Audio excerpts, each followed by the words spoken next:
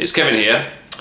In the video we're about to see, we're going to look at how to write an academic writing task 1, a table. We're going to take a look at a structure that you can use that will allow you to quickly and easily write about any academic task. This structure can be used for a graph, a table, a chart, a pie chart, even a map and a process. But for today's purpose, we're just going to look at a table. And we're going to look at a couple of examples. So let's go behind the camera and let's take a look.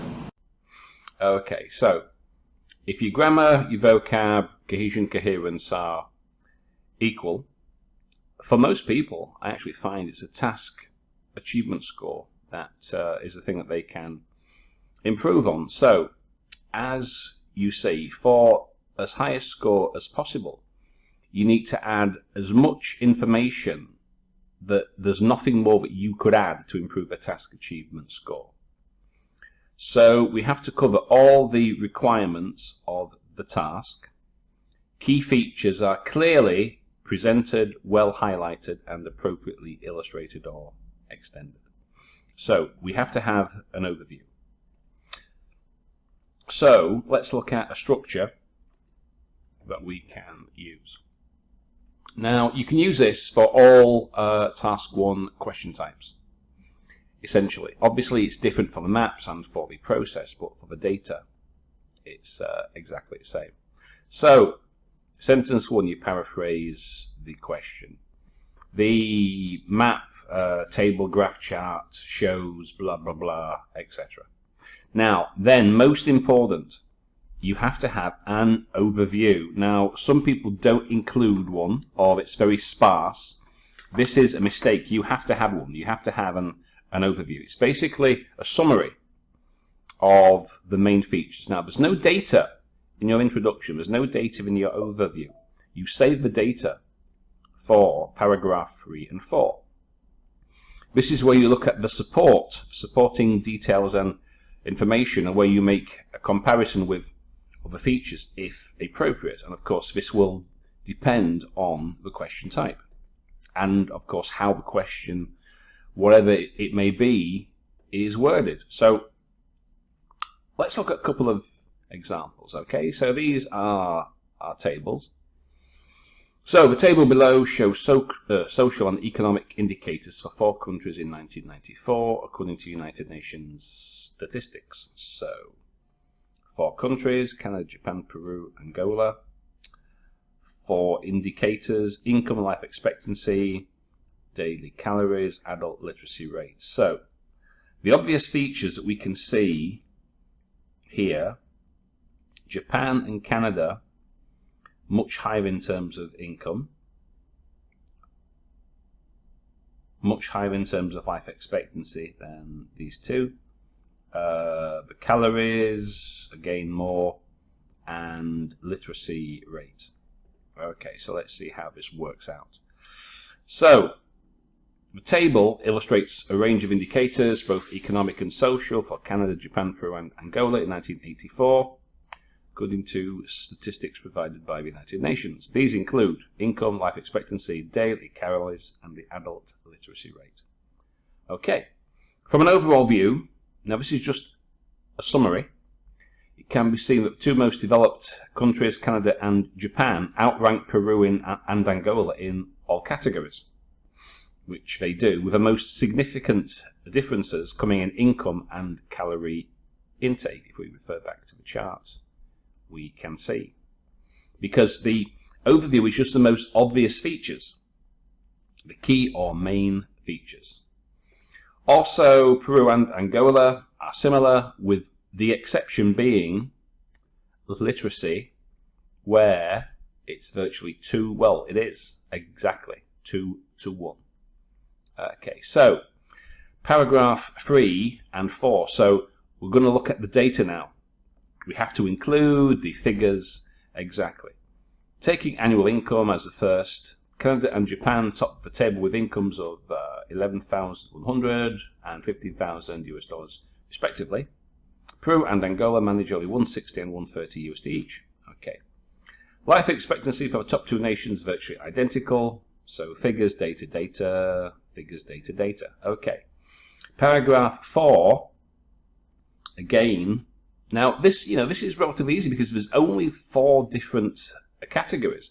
So you could either, go through this country by country, or if some countries are pretty similar, you can join them up into a sentence, or as I've done here, just go through the indicators. I mean, that makes perfect sense. It's perfectly logical to go through these 1, 2, 3, and 4.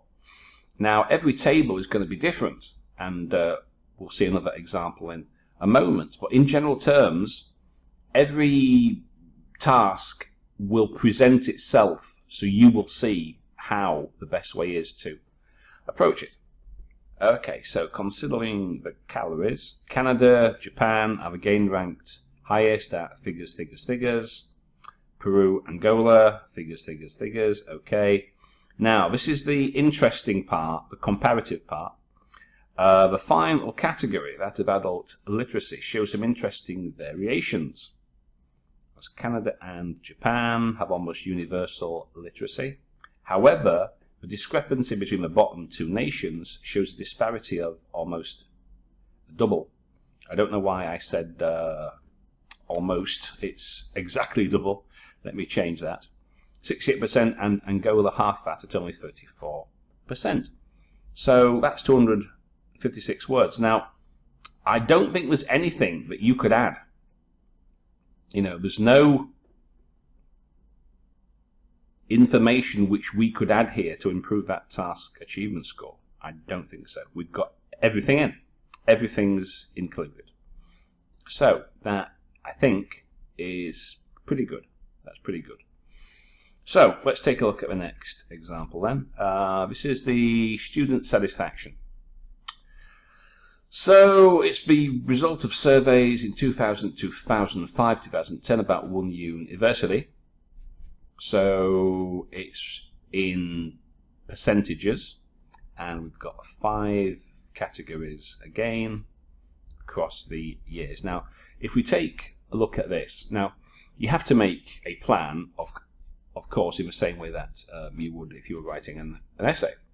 However, you don't need to be as detailed, because all this is a report. There's no conclusions to be drawn. There's no opinions as to why the figures may show what they do. Now, the obvious thing here is, across the years, the difference is marginal in all categories save one, electronic resources. Now, we can speculate that possibly because of technological advances over the years, because between 2000 and 2010, internet, personal computers, etc., it's possible that that could be why the students gave better ratings over the period. However, we cannot put such a speculation in because it's not asking for that. It's purely what we see.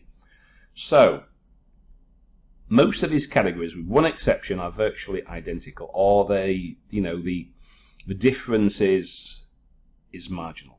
So back to the criteria. So introduction, overview, paragraph 3 and paragraph 4.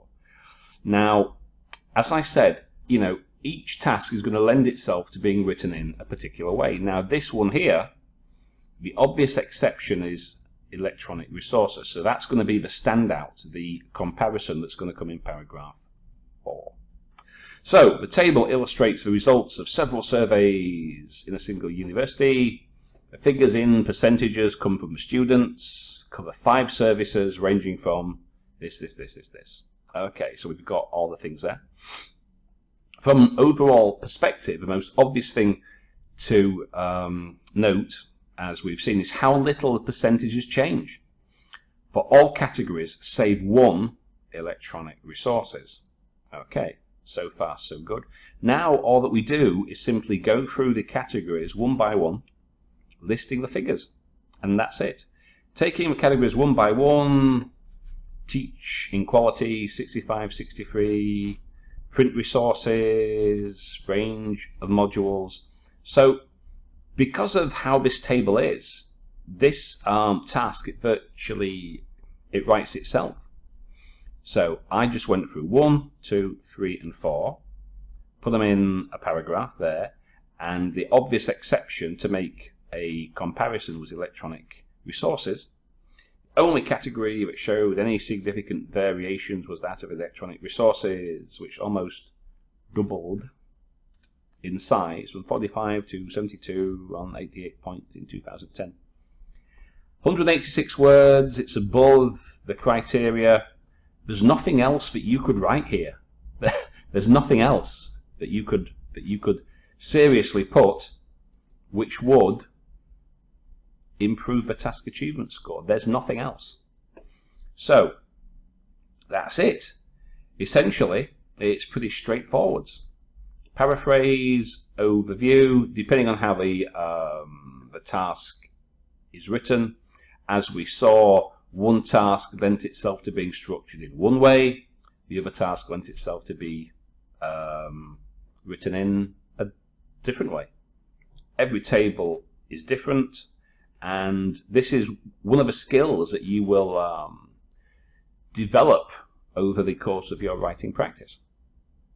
So that's it.